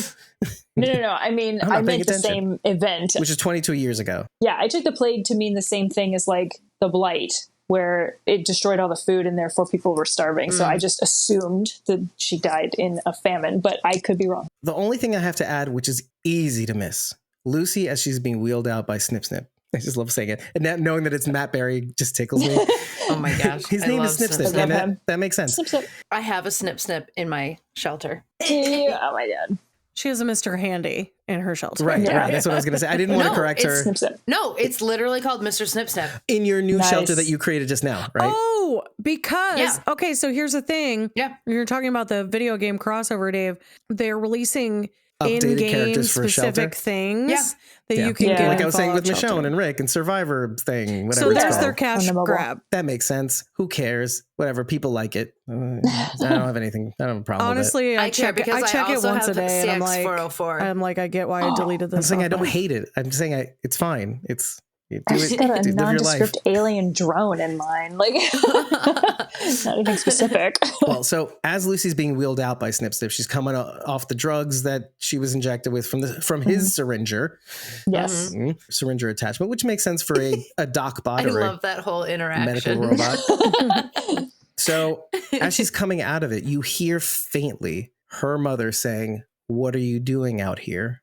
Mhm. Mhm. Tiny little tidbit. Where's out here? Out where? Interesting. Out of your room, Out of your out in the maybe quarantine. cornfield that they had. Out of your bed. Yeah, what are you doing out here? But out of your bed wouldn't be like out here. Where Well, out she here is. as in out of the Out of room in your the public bed. space. Like, Damn. what are you doing out Yeah. here? Like, out of the Yeah. living Oh, your area. bedroom. Like, Bedroom, Yeah. right. Yeah, right. yeah. But then your bedroom. Well, they don't Okay, have. okay, anyway. They maybe don't have blocked off bedrooms. You saw how the Like a measly curtain. yeah. Yeah. Okay. one giant door for the whole place, and then Well, it just kind of makes me think, well, we know that her Pip-Boy was used outside the vault to get into 32. So out here, maybe she's trying to piece together something that we already know from Norman's point of view. I don't know. I'm not saying there's some sort of spooky beta S, which you can't say that anymore. Oh, that makes me sad. Spooky beta S, HIT.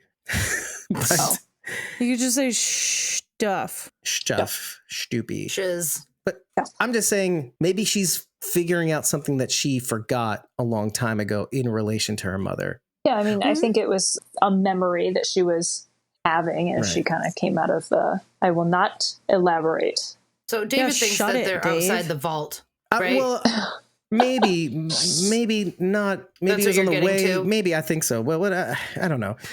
But I wanted to mention this from the very first episode where we get to see her, Rose McLean. We see like a lens flary, solar flary. Michael Bay. Oh, J.J. Abrams also with Star Trek. But anyway, Oh yeah, yeah. this is like more of a solar. This is like, oh, my eyes, light. Anyway, didn't she look a lot like Alexa Nisenson? I just wanted to comment about that. She has this kind of Alexa Nisenson quality to her look. No. Okay. I just say look at her again. You look at her again. I did. I took notes. I said in my first This is like episode when I notes. talk to my said, husband. I'm like, I'm pretty sure you have face blindness. oh, that's mean. Face That's mean. blindness. He Oh my loves gosh. you dearly. No, you because he'll stupid be idiot. like, that person looks like that person. I'm like, they don't at all Oh. look like that person. I thought Lucy looked like Holly Curran, but I was Right. outvoted. Well, Outvoted. oh, she has the eye quality. Yeah, I think. But I should mention, by the way, Alexa Nisenson plays Charlie on Fear the Walking Dead. Just to make that super clear. If you haven't watched it, don't. That's fine. But I don't know if I see she that. has that sort of but quality. And if you see a that's picture cool of Alexa that you Nisenson, do. yeah, Glad I don't that know. You see that. I'm not saying her Because you have voice is the face same. It's just- blindness. and also the solar flares, and just it just doesn't matter. It just reminded me of her, and I thought, oh, that's kind of cool. Oh, He I'm not saying it looked is directly her. at the solar eclipse, so he doesn't know what And people saw. look like anymore. Right, I'm blind actually. Yeah, you're right. No, I'm not face blind. I'm just actual blind. Actually I see blind. a big solar spot Just where literally. people's faces used to be. Anyway, all right. Well, nobody thought what I thought. That's fine. Maybe we'll get comments about it to validate my feelings. Don't I'm worry, sure Carranza will have your yeah, back. exactly. Yeah. He's not watching this. I'm disappointed in you and David Carranza. And you're sexy, Dave. And you're sexy. Yeah. Oh my gosh. Well, he has face blindness or feelings blindness. I love him to death, but he's wrong. Oh my gosh. Anyway. I just want to say, for me as a gamer, clearly I am traumatized by being ambushed by feral ghouls, because every time they make that sound, I got a chill Yeah. down my spine. Yeah, it was So they captured it it. was terrifying. Yeah, it was exactly the same, because as soon as I heard it when they were walking into the building with Roger before they saw him, I was like, that's a feral ghoul. Why are you going inside? Like, Oh, I heard you in felt my so head. scared. Not Yeah, like, those. This shoots the it's- Drano syringer. I say Oh my Drano, gosh. it's drain cleaner, but whatever. It was such a good Abraxo noise. cleaner. Yeah. Taken from Yeah. Abraxas. And the ghouls, they did again, just like with dog meat, they attack exactly like ghouls do. They come flying at you. She literally has to shoot Martha out of the air, which has been a thing that I have done before as they're taking a flying leap at you. You just shoot them out of the air before they reach you. Right, because it's the only time they don't course correct. Right, exactly. They just There you go go. flying. Right. They can miss the target because you can strafe, and they'll just hit the ground behind you. And it takes them a long time to get up. They did a really good job on the ghouls, just capturing the essence of that feral ghoul and how terrifying they are, especially because they're always in a giant pack. There's never just one. There's always a bunch of them, just like walkers, I guess. And they're a lot faster. So I guess arguably scarier because you can just calmly walk away from a walker and probably be fine, but you have to run for your life with ghouls. They'll chase you down. What were these kids doing? I mean, obviously they were taking in healthy people and harvesting their organs, but what are they doing with the ghouls? Well, actually, I do know. know because there are signs in front of the healthy ghouls, the non-feral ghouls. They're selling their internal organs, ghoul organs. Okay. It's probably showing on the screen right now. But if Huh. you could keep your feral ghouls alive instead of harvesting the organs and putting them in a freezer, first of all, you save a little bit on energy.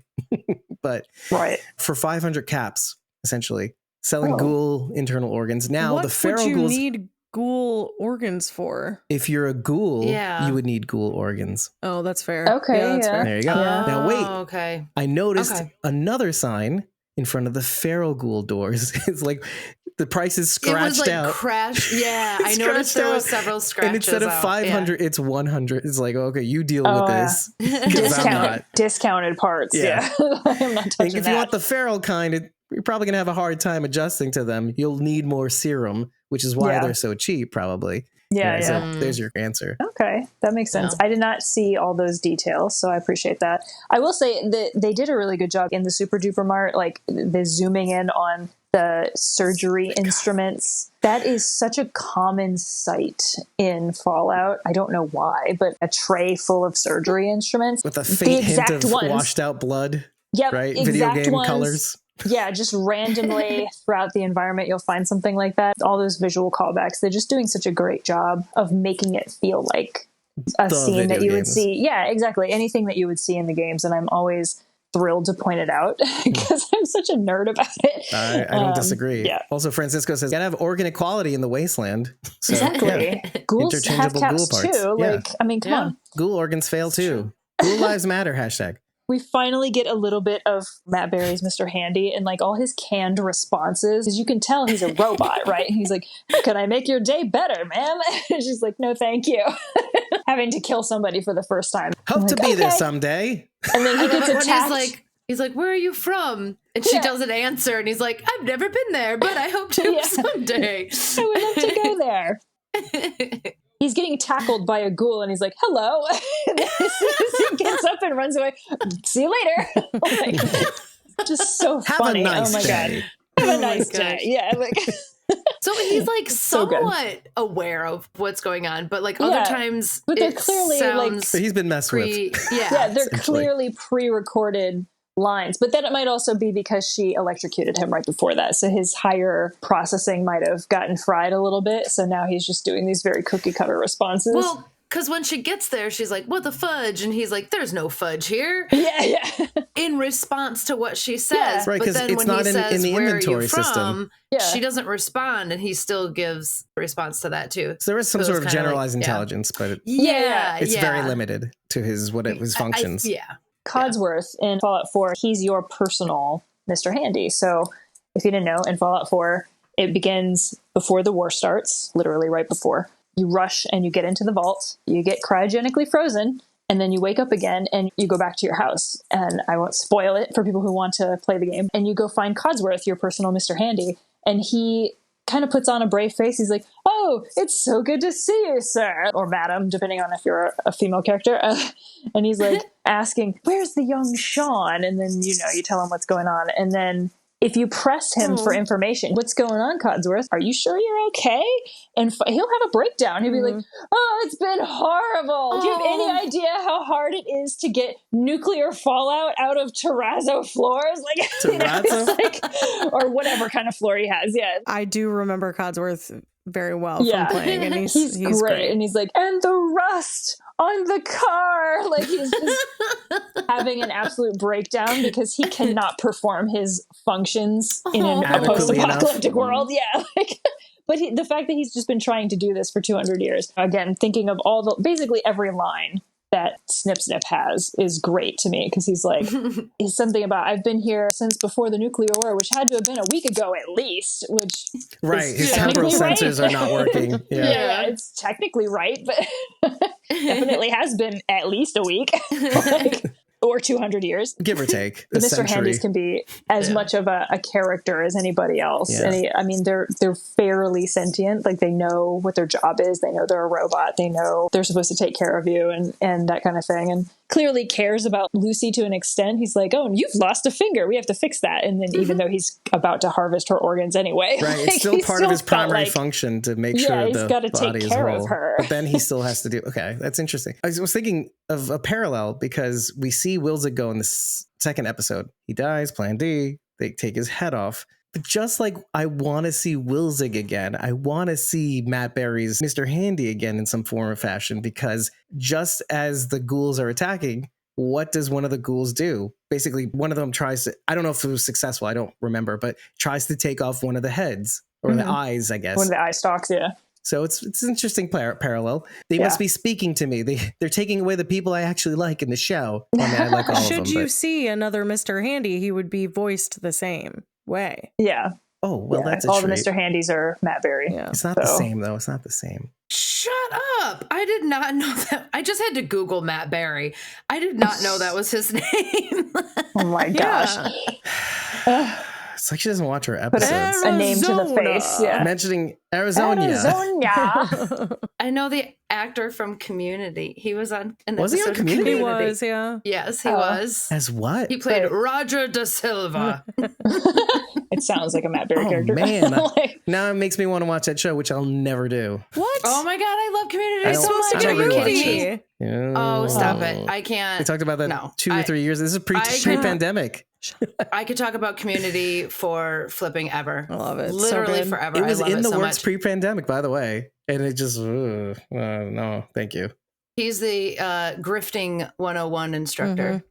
He's great. 101. He's great. Oh my God. Yeah. I just wanted to mention one small thing. As Snip Snip is also wheeling out Lucy, I don't know I'm focused on this, but there's that wide shot of the Dairy Fresh made in our own plant billboard in the store. Yeah. First of all, made in our own plant. You don't think about it when it's being said, but what does that mean? Made in our own plant? What other plant would it be made in? But then there's the little highlight treat of the neon milk droplets going from the going udders straight from the udders into the quart of ice cream, which is so bizarre. Yeah. So those two things together.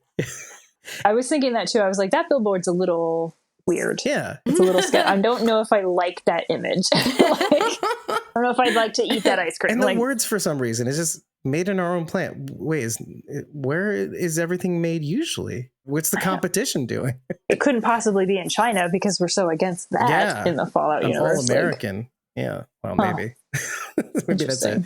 It's just an odd wording for us, but maybe in the show it is referring to not globalizing. Yeah. Not made in a Chinese plant. Made in our own plant. Yeah. America. Yeah. F yeah.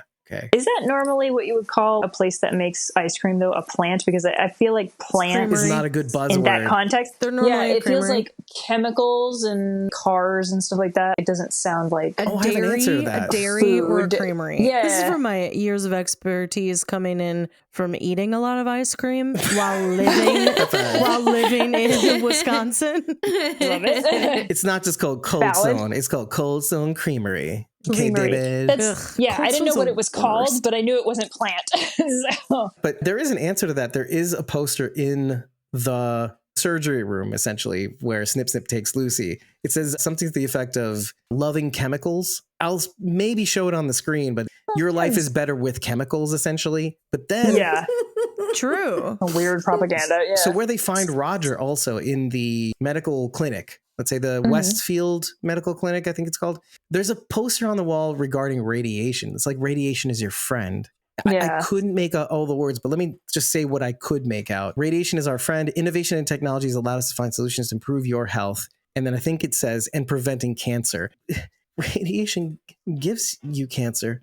Yeah. Okay. But it also does But it save you from also cancer. heals it. Yeah, exactly. Apparently. Did you notice that the television is called Radiation King? Yes. So that thing's Yeah. nuclear powered, obviously. Well, and then like the Yeah. atomic queen oven too. So I like Yeah. that those two things are very also enforcing gender roles. The radiation Yeah. king is the man sitting behind the TV, and the Oh my atomic gosh. queen is Yeah. the woman standing behind the stove. Bacon dinner. Yep. Yeah. Like, When I saw the green cross at the wellness clinic, mhm. I was like, oh shit, they're going to a dispensary. Thanks, I have to bleep that out, but it's appropriate. I will say that cross looked like the most video game thing I've ever seen in my life. That Yeah. 3-dimensional thing. I'm like, that's not a thing in Fallout that I am aware of, but the sign looked like a video game Sprite. signal. Yeah, like a sprite or a signal. I'm like, oh yeah, you see that in the distance and you're like, a clinic, healing or whatever.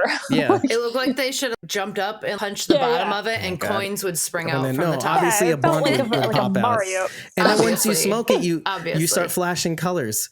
Yeah. I'm going to say, is it psychedelic? Oh. Because Oh, It's it's a more- wait a minute. star. but magic It would stars be in like it. more of the acid version of that, the acid music Right. of that. It'd be like, dun, dun, Yeah. dun, dun, dun, dun, dun, and then it would slowly peter off as you're like, wait, what were we playing again? Wait, what game is this? Super Weed Brothers, folks.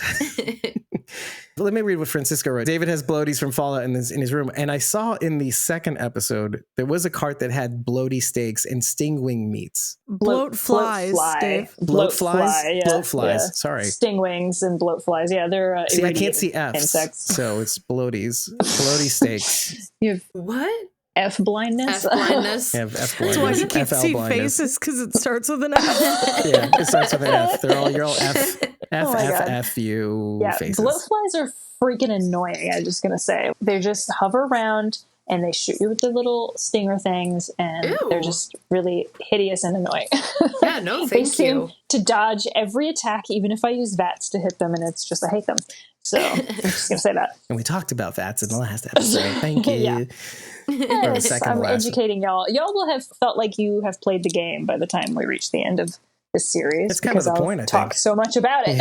If I ever do play the game, I'm just going to conquer it in the first run. I won't even die because I'll know exactly. No, you definitely will die immediately because it's that kind of game. I'm sorry. But get used Just to let it. you know right now. On the mod thing, I just want the mod community for Fallout and Elder Scrolls is quite extensive. And they've started to let us add them in for consoles as well. One of my favorite ones, I've never used it, but I like to see it online. For Elder Scrolls, they used to mod all the dragons into Macho Man Randy Savage. And it's the most hilarious and It's stupid thing I've incredible. ever I've You seen. mean seen the it. voices? It's great. No, like literally it has like the mustache and the headband and everything. Like And the bandana. audacious glasses, And sunglasses. the pants, like the underwear pants. Yeah. Yes. Literally the dragon would be Randy Savage. And then I'm pretty sure the shout would be like, oh yeah. And During a battle or something like that? yeah. The Just right dragon's before attack it with breathes shouts. fire goes, ooh, Yeah. yeah. Like, yeah. Okay. And then recently it surfaced that somebody made a mod that turns Death Claws into Macho Man Randy Savage. Death claws. And the Okay. hilarity was the best thing. I just love it. It's stupid. It's great. I love it so much. It's And hilarious. they love it so Yeah. much to do it. So I think Yeah, that's, they again, just it's want- great. Macho Man. I know, right? I don't, Oh, Bridget. I love hate Macho him. Man. I And saw his two wife. Macho Men at 80s Fest. I love that. Did either one of them have creamer in his pocket? No. Not Creamer. accurate. Nope. I know. Maybe though. Randy Not Savage's accurate. best promo of all time is one where he does this like, oh yeah, brother, I'm the cream of the crop. He keeps pulling little coffee creamers out Oh. of his pocket Oh my as he's doing gosh. it in his giant like, mental. meaty hand. It's so funny. It's just, look it up. It's excellent. This is like for WWF, I guess, hand. technically, right? Yeah, WWF the back time. in the day. He comes out with Yeah, Mean when it was Gene, still and he goes, WWF. I'm the cream, and he pulls out Yeah, I'm the cream. Creamers. just before a match. Yeah, it's so good. It's one of Oh his my best gosh. promos. And then at the end, he goes, yeah, and then like the cream just gushes through his fingers. It's funny, and I don't know. It's just crushing one it. of those things. And my family is like bonded over this promo. Oh my gosh. Mean Gene gets a couple drops on his face. Oh my gosh. And of course, let's cap this off with one thing, which is Lucy leaves the facility looking somewhat like a raider. Is it foreshadowing? Is it not? We'll find out. But the one thing I wanted to focus on was she goes, golden rule, mother effer. It's like her Yes. first swear word. Look, our little girl is Yeah. growing up to be a woman. I'm so glad she has 2 boots again. I know. She's got an armored vault suit and everything. She's a true lone wanderer. No, Yep. it feels right. So I'm excited for her. Yeah, yeah. She's got a 10mm gun Right, and right. 2 boots. When I saw the gun too, I was like, oh yeah, that looks familiar. 10mm. It's like your bread and butter weapon. Yep, Like, yep. that's I going to thought get her of through you the tough times. instantly. Yes. Well, also the game. I've seen it in the game. But yeah. then, of course, now I associate forever with Karina. It's just me. That's the clip. The clip is called The Forever only one Karina. who's ever played Fallout. I have a mod yeah. where Karina is every character in Fallout. Just me. Yes. This was just Karina. Just me again. That would be You're awesome. propping up the franchise on Karina. So if you like what you heard, head over to ratethispodcast.com/Squawking Dead. 5 stars and eggplant is all we need to know that you love us. But tell us what you liked. Tell us what you didn't like. Most importantly, tell us after every episode. And if you really like what we're doing, do like Francisco did and just, actually, he joined a membership tier, the Walkers tier, for as little as $1 a month on ko-fi.com/Squawking Dead. But you can also just follow us so that you can get the recording schedule so you can be here lending your thoughts to this chaos, apparently. But if you're really interested in helping us out, because we could certainly use it, you can buy us a coffee on Ko-fi, or you can join a membership tier on either ko-fi.com/Squawking Dead or patreon.com/Squawking Dead and support this journey. We're going to need it because, as I alluded to in the audio podcast for our second episode, not our last episode, I said June is kind of a make or break thing. There's a lot going on in June, not just The Walking Dead Daryl Dixon, but The Boys is coming back. I think House of the Dragon is coming back. There's a bunch of shows that are coming up that They're we will all definitely coming back in want. June? A lot of shows are coming back in June. I don't That's what I'm like saying. that. I don't like it June at 16th is all. The Boys, that I do know. Isn't that annoying? And then, yeah, with Daddy Daryl's Day is when the premiere is going to be Daryl for. Day. All I'm saying is that we're going to be going into overdrive. We're going to be trying our best to see how we can do it, how we can cover these shows for you to enjoy. And if you really think we're worth the listen and you want to get our takes on these other properties, we can certainly use your help by the way of tips and membership tier joinings. Help And, us, we're poor. Help us, Obi-Wan. I've been your host, David Cameo, and I was joined by Cosmom09, Rachel Burt, Sharon D, a.k.a. Blazy Gardner, whose power went out midway into this tail end of the show, Bridget, ko-fi.com/Punky Brewster, that's PONKYBRUISETER, and Karina, who you can reach on Instagram at CARINAE_DE on Instagram. Take care, everybody. We'll see you very soon. And I can't wait to talk about the next episode because this episode was surprisingly, I felt, did you feel it too, shorter than the Yes. others? Yeah. It felt short, yeah. It did feel short. Yeah, It was short. which is manipulation to the highest extent. Don't you think? It's like, oh, This is why I ended up binging it all at once, kind of, because I couldn't get enough. I'm like, that was too short. I need more. exactly. And to Francisco's comment, talking about the games, I got you for 3 minutes. 3 minutes of playtime after a Deathclaw and Fallout encounter. So just like this show, hopefully it's shorter than 2 hours and 30 minutes. I think 30 minutes of that was banter, and I think there's a lot that's going to be cut out, but we'll see you in the next How one. dare I love you. We did laugh a How lot. Yeah, we dare did you so, cut out all so my much laughter to cut quality out. material, Yeah, Dave. so much laughing to cut out. Ooh, yeah. I didn't get to tell Sharon D, but my Ghoul-Aid joke felt like a Sharon D joke. Better not cut out my Gary Vault stuff. Yeah. Like, Yeah, Dave. No, Yeah. it's gold. Gary. Gary. Karina. I'm gonna Karina. Call me.